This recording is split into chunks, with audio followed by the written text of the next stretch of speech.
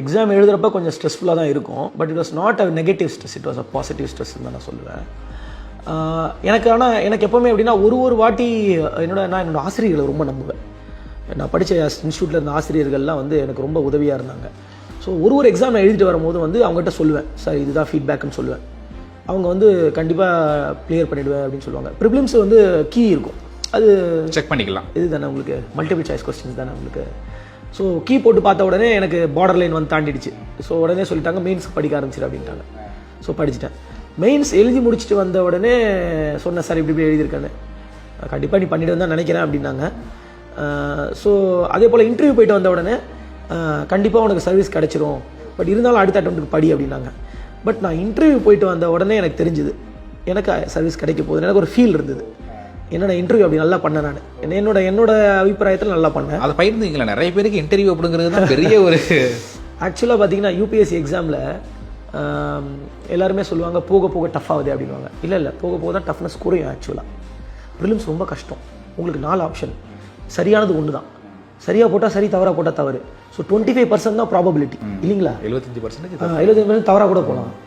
அடுத்து மெயின்ஸ் போகிறீங்க, நீங்கள் எழுதுறது அந்த கொஸ்டினை புரியணும், அதுக்கு தேவையான மாதிரி எழுதணும், பக்கமாக எழுதணும். ஆனால் வேர்ட் லிமிட் இருக்குது, அந்த கொடுத்துருக்க வேர்ட் லிமிட்டுக்குள்ளே நீங்கள் சரியாக எழுதணும்.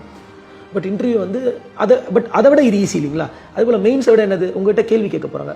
இன்டர்வியூ என்னங்கிறது அப்படின்னா உங்களோட பர்சனாலிட்டியை அவங்க தெரிஞ்சுக்க விரும்புகிறாங்க. அது பேரே பர்சனாலிட்டி டெஸ்ட். ஸோ வருண் எப்படிப்பட்ட நபர், செல்வன் எப்படிப்பட்ட நபர், அப்படி தான் தெரிஞ்சுக்க அவங்க விரும்புகிறாங்க. ஸோ அதனால் வந்து அது இன்னும் ஈஸி. ஏன்னா இதில் வந்து நீங்கள் பெரிய லெவலில் தயார் நிலை கிடையாது. இங்கே வந்து உங்களோட நாலேஜை டெஸ்ட் பண்ணல, they are testing your personality, உங்களோட கேரக்டர், உங்களோட வேர்ச்சூஸ்.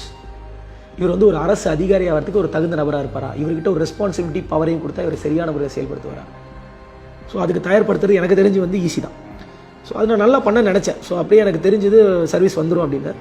ஐபிஎஸ் கிடைக்குமான்னு தான் ஒரு டவுட் இருந்தது. என்ன கேள்வி கேட்டாங்க, எத்தனை பேர் உட்காந்துருந்தாங்க, உள்ளே போனோடனே அந்த ஒரு நம்மளுக்கு ஒரு ஷாக் அப்படி இருந்துச்சா, இல்லை கேஷுவலாக டீல் பண்ணிங்களா? எனக்கு முதல்ல நான் கொஞ்சம் தயார் பண்ணிட்டு தான் போனேன். ஸோ எனக்கு தெரியும் ஒரு 5லேருந்து 6 நபர்கள் இருப்பாங்க அப்படின்னு சொல்லிட்டு. ஸோ அப்போ சேர்மன் வந்து மிஸ்டர் புருஷோத்தம் அகர்வால் அப்படின்னு இருந்தார். ஸோ கொஸ்டின்ஸ் நிறைய கேட்டாங்க, என்ன படிப்பை பற்றி கேட்டாங்க, ஏன் வந்து சிவில் சர்வீஸ் வரீங்கன்னு கேட்டாங்க, நிறைய கேட்டாங்க. பாஸ் ஆகிட்டீங்க, அது ஒரு மகிழ்ச்சியான செய்தி அப்படிங்கிறது எப்போ வந்துச்சு? நீங்கள் ஐபிஎஸ் ஆகும்போது என்ன வயசு சார் உங்களுக்கு? 24 வயசுக்குள்ளே தான். எனக்கு 23லேருந்து 24 வயசுக்குள்ளே மே மாதம் 6ஆம் தினம் 2010 எனக்கு இன்னும் ஞாபகம் இருக்குது.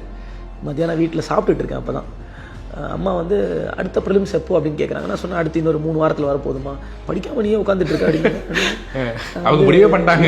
சர்வீஸ் வந்துடும் நம்பிக்கை இருக்குது அப்படின்னு.